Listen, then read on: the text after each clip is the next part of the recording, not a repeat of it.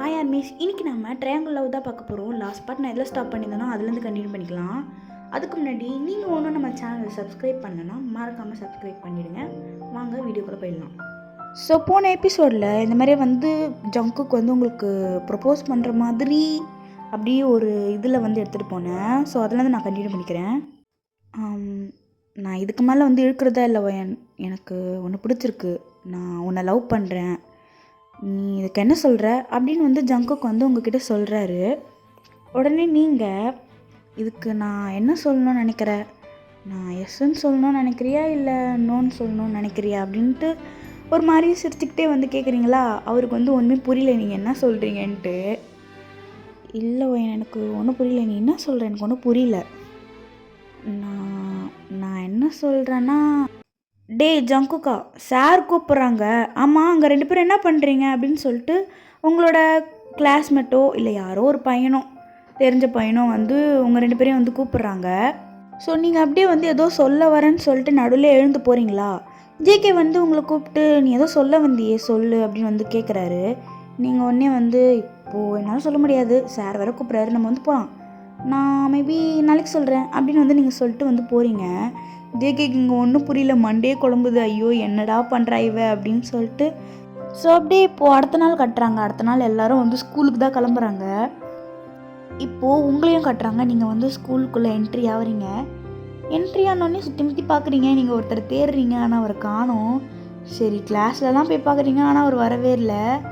நீங்களும் சரி கொஞ்ச நேரம் வெயிட் பண்ணி பார்க்குறீங்க. அது வேறு யாரும் இல்லை, நீங்கள் டேக்காக தான் வெயிட் பண்ணுறீங்க. ஏன்னா அவர் பிக்னிக் வரலையா, அதனால் நீங்கள் ரொம்ப மிஸ் பண்ணியிருப்பீங்க. உங்களோட க்ளோஸ் ஃப்ரெண்டு மாதிரி அவர். சரி அவன் வந்துடுவான், வரத்துக்கு லேட் ஆகும் போல் அப்படின்னு சொல்லிட்டு நீங்கள் எவ்வளோ நேரமாக வெயிட் பண்ணுறீங்க. கிளாஸும் ஆரம்பிச்சிடுறாங்க. பார்த்தா அவர் ஆப்சண்ட், அவர் வரல, டே வரல. நீங்களும் ஐயோ நான் எப்படி தான் இந்த நாள் பூரா ஓட்ட போகிறணும் அப்படின்னு சொல்லிட்டு அப்படியே உங்களுக்கு அந்த டே அப்படியே போரிங்காக போகுது. ஸோ லன்ச் டைமும் வந்துடுது. நீங்கள் தனியாக தான் சாப்பிட்றீங்களா. அங்கேருந்து ஜேகே பார்த்துடுறாரு நீங்கள் தனியாக சாப்பிட்றது. உடனே ஜேகே என்ன தனியாக இருக்க, உன் ஃப்ரெண்ட்ஸ் கூடலாம் சேர்ந்து சாப்பிட்லையா அப்படின்னு ஜேகே கேட்குறாரு. நீங்களும் அவர் பார்த்துட்டு எனக்கு யார்ப்பா ஃப்ரெண்டு, எனக்கு இருக்கிறதே ஒரே ஒரு ஃப்ரெண்டு, அது டே தான், அவனே எனக்கு வரல அப்படின்னு நீங்கள் சொல்கிறீங்களா. உடனே ஜேகே அவன்லாம் எனக்கு வரமாட்டான் அப்படின்னு சொல்லிட்டு உங்கள் பக்கத்தில் உட்கார்றாரு. ஏன் வரமாட்டான், எதனால் அப்படின்னு நீங்கள் கேட்குறீங்க. உடனே ஜேகே இந்த மாதிரி டேக்கெலாம் வரமாட்டான், எனக்கு தெரியும் அப்படின்னு ஜேகே சொல்கிறாரு. உனக்கு எப்படி தெரியும், நீ அவனோட எனிமி தானே, நீ அவனோட எனிமியா இல்லை அவனோட ஃப்ரெண்டா அப்படின்னு நீங்கள் கேட்குறீங்க. உடனே ஜேகே கொஞ்ச நேரம் அப்படியே யோசிக்கிறாரா. உடனே உங்களை பார்த்துட்டு அவன் என்னோட எனிமி தான், எனிமினாலும் அவங்களோட டீட்டெயில்ஸ் தெரிஞ்சுக்கணும்ல, அது எனக்கு கொஞ்சம் தெரியும் அப்படின்னு அவர் சொல்கிறாரு.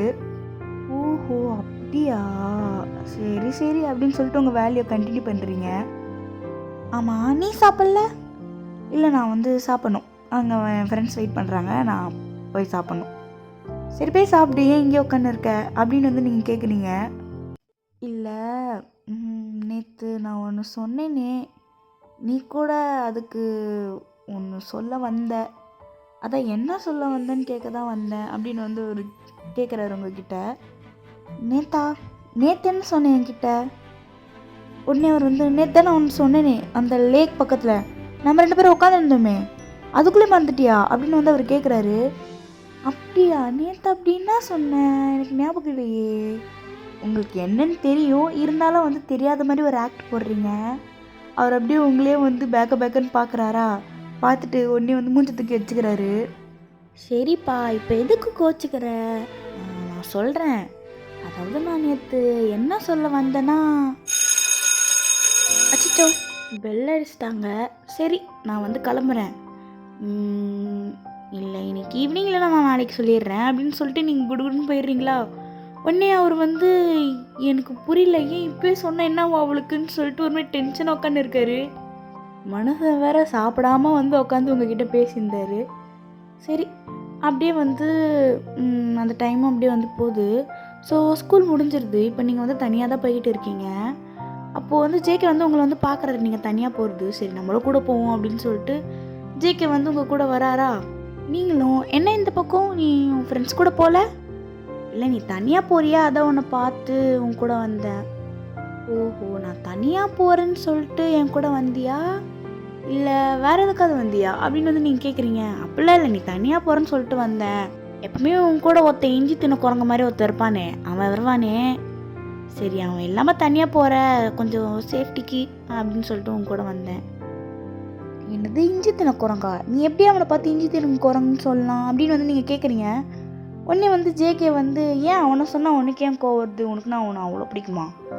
ஆமாம், அவன் என்னோடய க்ளோஸ் ஃப்ரெண்ட், உனக்கு தெரியுமா?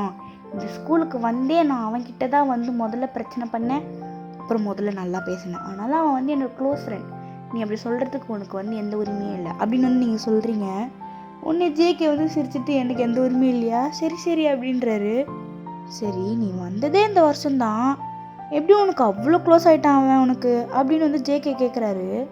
உடனே நீங்கள் வந்து, எனக்கு என்னன்னு தெரியல, எனக்கு இப்போ தான் நான் வந்தேன், இருந்தாலும் அவன் என் கூட சின்ன வயசுலேயே வந்து ஃப்ரெண்டாக இருந்த மாதிரி ஃபீல் ஆகுது அப்படின்னு வந்து நீங்கள் சொன்னோடனே ஜேகே வந்து உங்களை பார்க்குறாரு.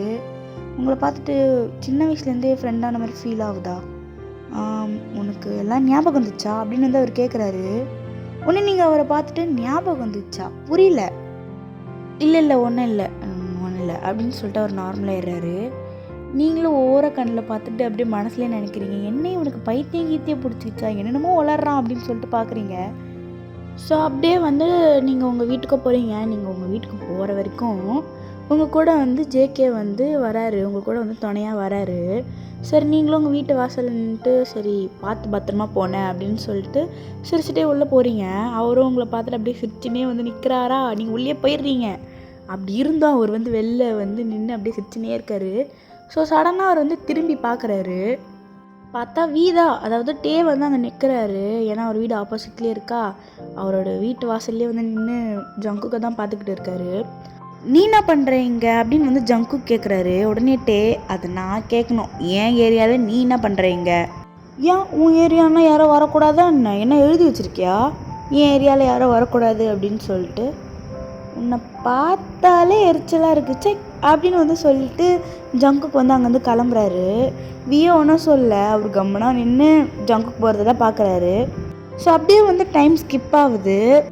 இப்போ உங்கள் வீட்டில் உங்கள் அம்மா வந்து உங்களை தான் கூப்பிட்டுக்கிட்டு இருக்காங்க.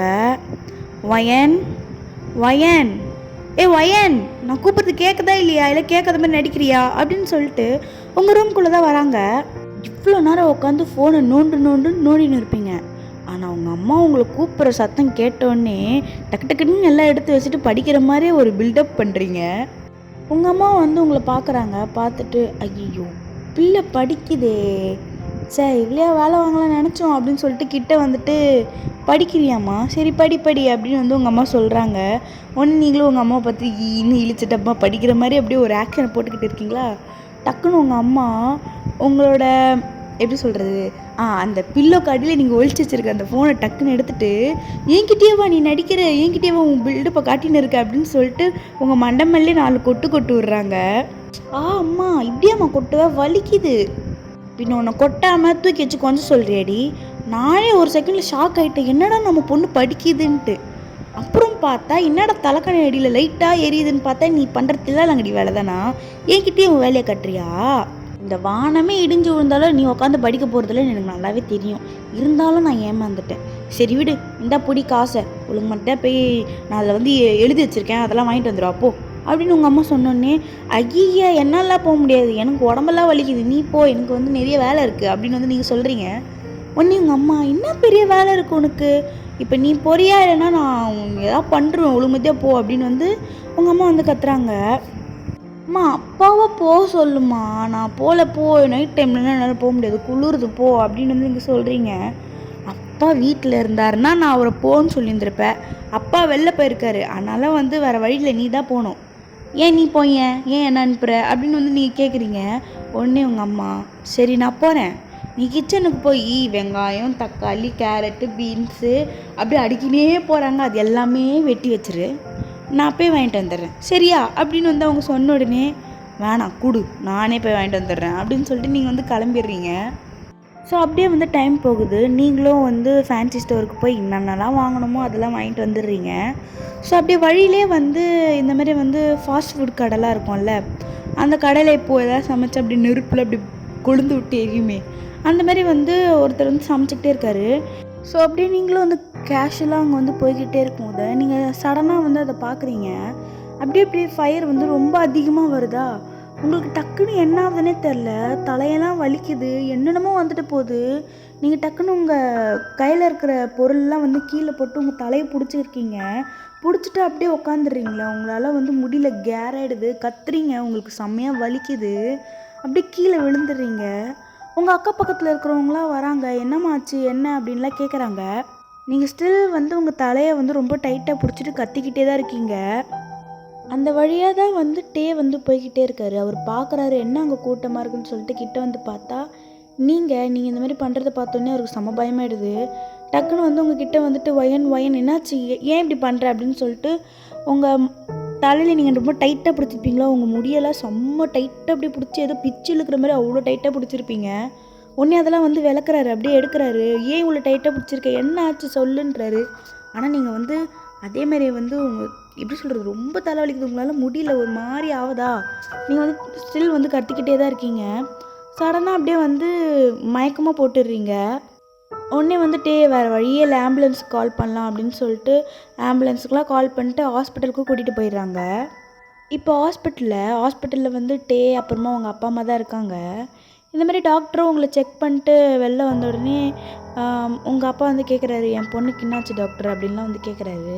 உடனே டாக்டர் வந்து உங்கள் பொண்ணுக்கு ஒன்றும் இல்லை, உங்களுக்கு பழசெல்லாம் ஞாபகம் வர மாதிரி இருந்திருக்கு, அதனால் வந்து ஒரு தலைவலியும் அப்புறம் பல விஷயம்லாம் உங்களுக்கு வந்து ரொம்ப அஃபெக்ட் ஆகிருக்கு. நீங்கள் வந்து அந்த சின்ன வயசில் நடந்ததெல்லாம் வந்து அவங்கள வந்து ஞாபகப்படுத்த வைக்காதீங்க, அப்புறமா ஒன்றும் உங்களுக்கு வந்து பிரச்சனையாகும், அதனால் கொஞ்சம் நல்லா பார்த்துக்கோங்க, கொஞ்சம் பத்திரமா பார்த்துக்கோங்க பொண்ணுக்கு, இல்லைன்னா கிரிட்டிக்கல் ஆகிடும் அப்படின்னு வந்து என்னமோ சொல்லிட்டு வந்து அவர் போயிடுறாரு.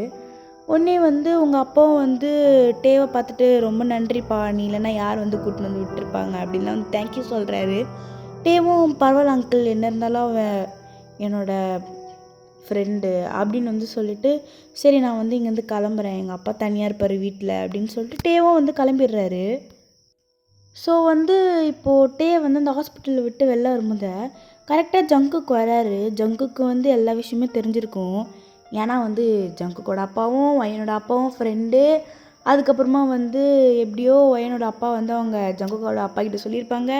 அது மூலியமாக வந்து ஜங்குக்கு வந்து தெரிஞ்சிருக்கும். இப்போ வந்து ஜங்குக்கை பார்க்குறாரா, வந்து ஒன்றும் சொல்லல, அவர் பாட்னா அவர் வந்து போகிறாரு. டக்குன்னு ஜங்குக்கு வந்து நடுவில் நின்றுட்டு, நீ தானே பண்ண, நீ தான் அவளை ஏதோ பண்ணிட்ட, அதனால தான் அவள் இப்போ ஹாஸ்பிட்டலில் இருக்கா அப்படின்னு வந்து என்ன ஏதுன்னு முழுசாக தெரியாமலே வந்து மேலே வந்து ப்ளேம் பண்ணிகிட்டு இருக்காரு ஜங்குக்கு. உனக்கு தெரியுமா, எல்லாம் பார்த்த மாதிரி பேசாத, அப்பயும் சரி இப்பயும் சரி ஏதோ நேரில் பார்த்த மாதிரி என்னை வந்து குத்தம் சொல்லினே இருக்க அப்படின்னு வந்து வந்து கோவம் வந்துடுது. அப்புறமா கத்திடுறாரு.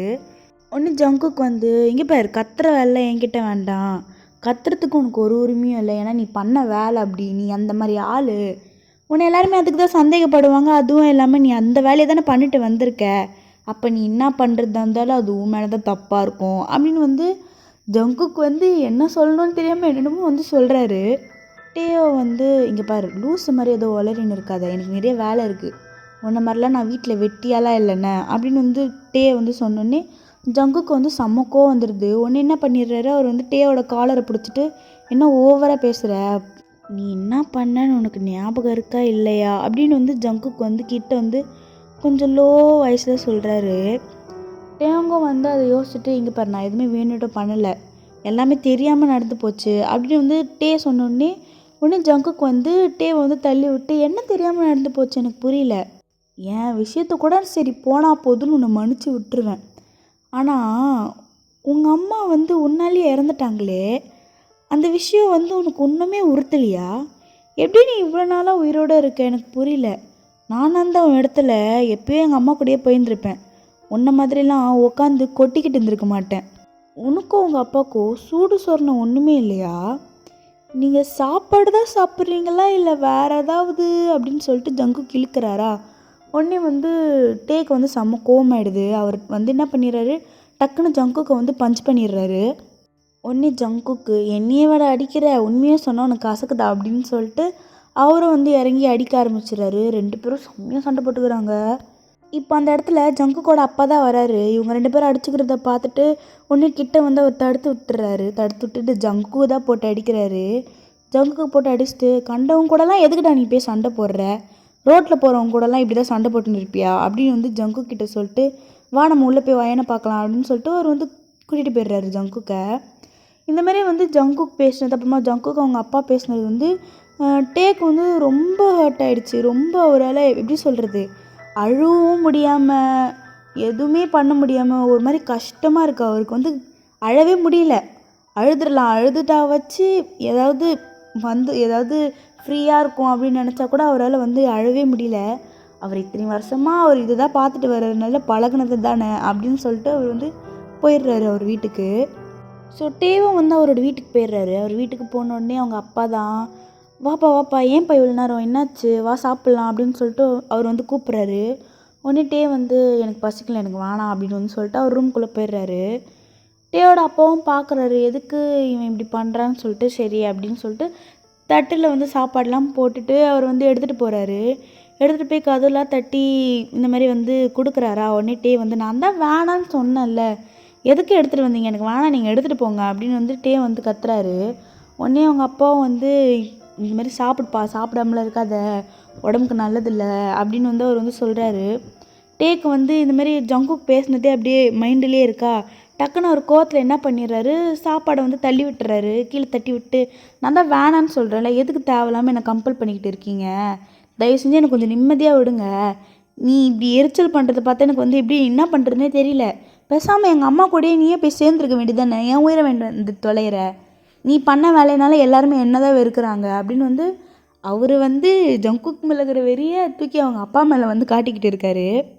எல்லாமே உன்னால தான், எல்லாம் நீ பண்ண வேலை தான், எல்லாருமே வந்து என்னை வெறுக்கிறாங்க, அதுவும் இல்லாமல் எங்கள் அம்மா இறந்தது காரணம் நீ தான், போய் ஒரு பணத்தை ஆசைக்காக நீ இப்படி சீப்பாக பண்ணனால தான் என் வாழ்க்கையே ஒரு மாதிரி வந்து நிற்குது, தயவு செஞ்சு இங்கேருந்து போ, என் எதிர்க்க வராத, இப்போ நான் அவங்ககிட்ட கேட்டேன் எனக்கு சாப்பாடு வேணும்ன்ட்டு, தேவையில்லாமல் என்னை வந்து டென்ஷன் ஏற்றாத அப்படின்னு சொல்லிட்டு டே வந்து அவங்க அப்பா வந்து கத்திடுறாரு. அவங்க அப்பாவும் வந்து ஒரு மாதிரி சோகமாயிட்டு வந்து அங்கேருந்து போயிடுறாரு. இதோட நான் இந்த பாட்டை ஸ்டாப் பண்ணிக்கிறேன். என்ன நடக்குது ஒன்றுமே புரியலையே, எதுக்கு டாக்டர் வந்து ஒயனுக்கு வந்து பழைய விஷயம் ஞாபகம் வரக்கூடாதுன்றாரு, அப்படி என்னதான் ஆச்சு, ஏன் ஜங்குக் டேயாங் மேலே அவ்வளோ கோபமாக இருக்காரு, அப்படி டேயாங் வந்து என்னதான் பண்ணார் அப்படின்னு வந்து நீங்கள் தெரிஞ்சுக்கணுன்னா நம்மளோட சேனலை சப்ஸ்கிரைப் பண்ணிவிட்டு வரப்போகிற எபிசோடில் பார்த்துக்கிட்டிங்கன்னா உங்களுக்கு புரியும். அப்புறம் நம்ம சேனலுக்கு ஒன்றுமே நீங்கள் வந்து புதுசுனா மறக்காமல் போய் சப்ஸ்கிரைப் பண்ணிவிடுங்க. வேறு என்ன சொல்லணும், அப்புறமா வந்து என்னோடய இன்ஸ்டாகிராம் லிங்க் வந்து எதுலேயே வைக்கல, இந்த ஸ்க்ரீன்லேயே வந்து நான் காட்டுறேன், நீங்கள் அதை பார்த்துட்டு நீங்கள் தாராளமாக என்னை ஃபாலோ பண்ணலாம். அப்புறம் போர்டு எக்ஸாம்ஸ்லாம் வரப்போகுது. சப்போஸ் நம்ம சேனலை ஸ்கூல் ஸ்டூடெண்ட்ஸ் யாராவது பார்க்குறீங்கன்னா நீங்கள் நல்லா படிங்க, நல்லா படித்து நல்ல மார்க் வரணுன்ட்டு நான் வந்து காடுக்கிட்ட வந்து வேண்டிக்கிறேன். அப்புறமா வந்து ரொம்ப ஃபோன் நோண்டாமல் ஒழுங்காக படிக்கிற வேலையை பாருங்கள். வேறு என்ன சொல்லணும், வேறு எதுவும் இல்லை சொல்கிறதுக்கு. சரி, நம்ம நெக்ஸ்ட் எபிசோடில் மீட் பண்ணலாம். பாய்.